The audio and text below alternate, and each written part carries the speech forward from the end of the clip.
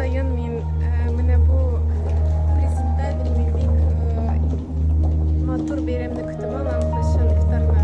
Ел сайын төрле төсләр белән хатын-кызларны берләштерер өчен шундый атмосфер бәйрәм оештыралар.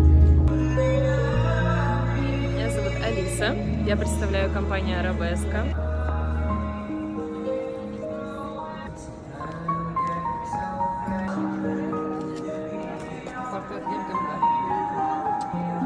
Исәнмесез кызлар, үзегезгә таныштырсагыз иде, исемнәрегез ничек һәм сез кайдан? Benim ismim Firuze, ben Büyükdağ'dan. Benim isim Veysel, Yaşar Özenden, Tomaşımız bilen Batış'tan. Фэшн ифтарга ничәнче тапкыр килүгез? Bizni bu beyramga 4-нче тапкыр килүбез.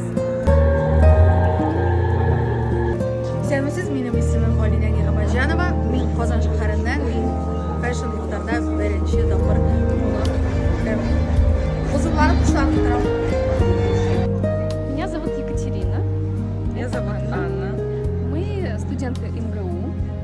И Джаннат у нас преподавала. Нас пригласили на это событие. Нам очень интересно было его посетить. Вы первый раз? Да, первый раз. А как вы выбрали образ?